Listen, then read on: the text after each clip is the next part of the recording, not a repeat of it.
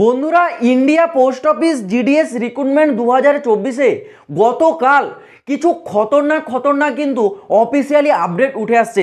এই আপডেটগুলো কিন্তু একেবারে অফিসিয়াল নিউজ চ্যানেলের তরফ থেকে আপডেট করা হয়েছে, যেখানে তোমাদেরকে কিছু সতর্ক বার্তাও বলে দিয়েছে। এবার কি খতরনাক নিউজ সেগুলো উল্লেখ করা রয়েছে, যেগুলো তোমরা শুনলে বিশ্বাসই করতে পারবে না যে এইবার 2024 সালের পোস্ট অফিস জিডিএস রিক্রুটমেন্টে কি হচ্ছে। ভাই দেখো, অনেক নিউজ আছে, আমি জাস্ট তোমাদেরকে কয়েকটা স্যাম্পল স্বরূপ বলে দিচ্ছি যে কি নিউজ এখানে বলা হয়েছে।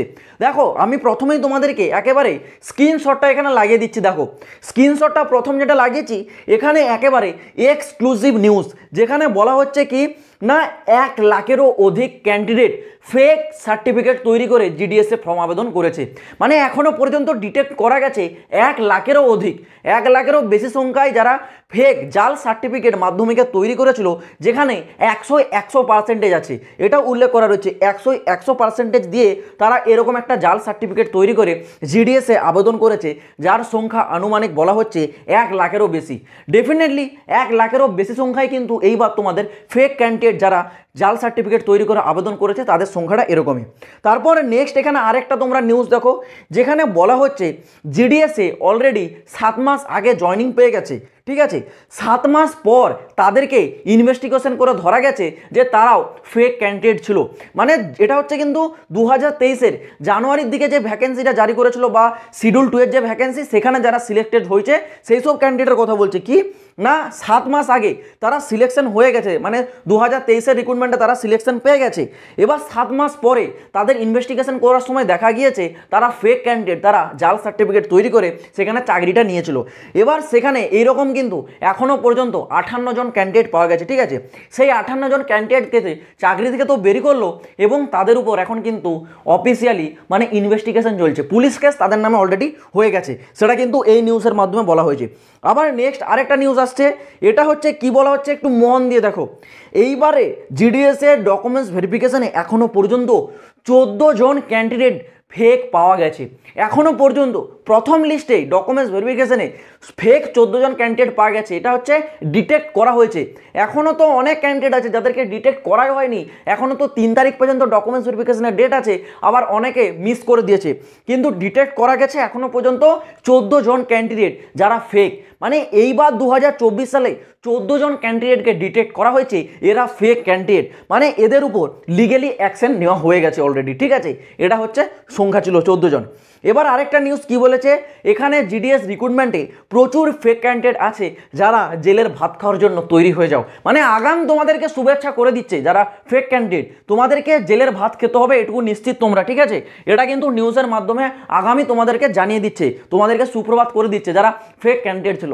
এইবার আসা যাক তোমাদের কিছু ডিটেলসের দিকে। দেখো, 2024 সালে যেখানে শূন্যপদের কথা বলেছিল কত 44,228, এখানে অ্যাপ্রক্স ফর্ম আবেদন কত হয়েছে 68 লাখ অ্যাপ্রক্স ফর্মটা আবেদন হয়েছে। এবার এখান থেকে দেখো কাট অফ তো হাই যাবে এটুকু ডেফিনেটলি, যেখানে 44,228 শূন্যপদ, সেখানে তো 68 লাখ যদি ফর্ম আবেদন হয় তাহলে কাট অফ তো হাই যাবে, কিন্তু এতটা হাই যাবে না যে সেখানে মেরিট লিস্টে শুধু 100-100-100-100-এর নাম থাকবে আর কোনো পার্সেন্টেজের নাম থাকবে না। যদি তোমরা এসএসসি বা রেলওয়ের দিকে দেখো, সেখানে 26,000 20,000 ভ্যাকেন্সিতে 57 লাখ 58 লাখ 70 লাখের কাছাকাছি ফর্ম আবেদন হয়ে যায়, সেখানেও 100 কোনোদিন কাট অফ যায় না। ঠিক আছে, 100-100 কাট অফ যায় না, যেটা এখানে যাচ্ছে।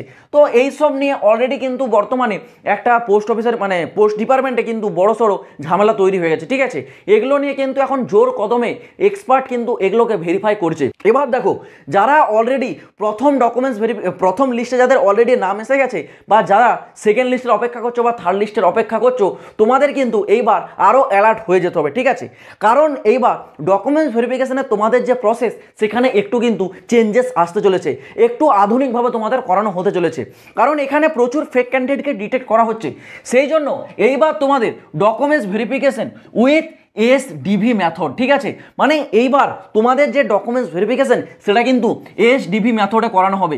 এসডিভি মেথডটা কি অনেকে জানো না, বলে দিচ্ছি। দেখো, এসডিভি মেথডটা হলো তোমাদের 3D ইন্সপেকশন, যেখানে তোমাদের বলা হচ্ছে কি ডিটেলস ডকুমেন্টস ডেটিং করানো হবে, ডিটেলসে একেবারে ডকুমেন্টসটা তোমাদের চেক করা হবে।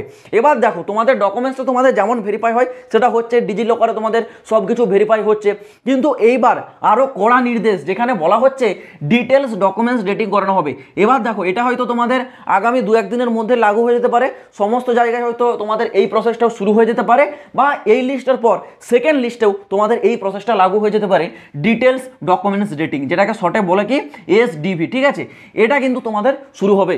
মানে যারা ফেক ক্যান্ডিডেট আছো, একটাই কথা বলছি ভাই, তোমরা সাবধান হয়ে যাও। যদি তোমাদের নাম আসে, তোমরা অনেকে দেখেছো যারা ফেক নাম্বার দিয়ে আবেদন করেছে তাদের নাম চলে এসছে। এবার এরকম যদি কেউ ক্যান্ডিডেট থেকে থাকো, সমস্ত কিছু ফেক ডিটেলস দিয়ে ফর্মটা আবেদন করেছিলে, কিন্তু মেরিট লিস্টে রেজিস্ট্রেশন নাম্বার দিয়ে সার্চ করলে দেখতে পাচ্ছ নিজের নাম চলে আসছে। এবার সেখানে তোমরা খুব খুশি হয়ে যাচ্ছ, বাড়ির আশেপাশে মিষ্টি খাওয়ানো শুরু করে দিচ্ছ, সবাইকে মিষ্টি বেলানো শুরু করে দিচ্ছ যে আমার পোস্ট অফিসে চাকরি হয়ে গেছে।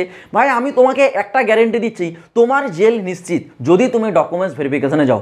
কি এখানে একটা কথা বলবো, কেউ যদি ফেক ক্যান্ডিডেট থেকে থাকো, ডকুমেন্টস ভেরিফিকেশন করানোর কথা পুরো ভুলে যাও ভাই।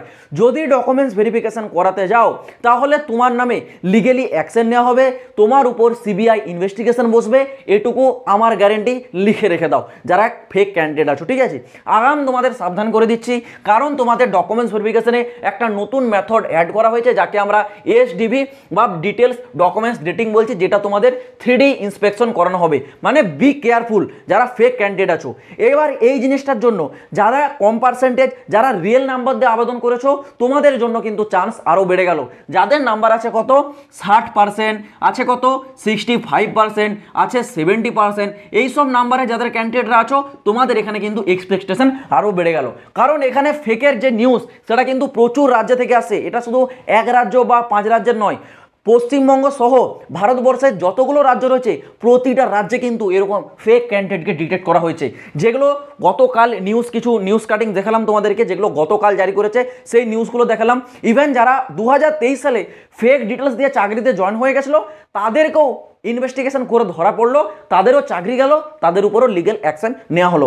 মানে এটুকু তোমরা বুঝতে পারছো, যদিও কেউ থাকো ফেক ডিটেলস দিয়ে টাকা খাইয়ে ঘুষ দিয়ে যদি চাকরি নিয়েও নাও কোনো কারণবশত, এটা হয়তো সম্ভব নয়, কিন্তু কিছু কিছু ক্ষেত্রে হয়তো 100 জনের মধ্যে এরকম 2 জন থাকতেও পারে। তো তাদের ক্ষেত্রেও বলছি ভাই, তোমার পুরো ফিউচারটা নষ্ট হয়ে যাবে, ফিউচার স্পয়েল হয়ে যাবে। লাইফ তৈরি করার জায়গায় লাইফটা পুরো স্পয়েল করে দেবে। ঠিক আছে, যদি কোনো দিন তুমি ধরা পড়ো, আর ধরা পড়বেই, যে ভুল কাজ করবে সে ধরা পড়বে, একদিন না হলেও একদিন সে ধরা পড়বে। ঠিক আছে, সেই ক্ষেত্রে বলবো যারা ফেক ডকুমেন্টস দিয়ে আবেদন করেছিলে, তোমরা এখানে স্টপ হয়ে যাও, আগের কোনো প্রসেসে তোমরা পার্টিসিপেট করবে না।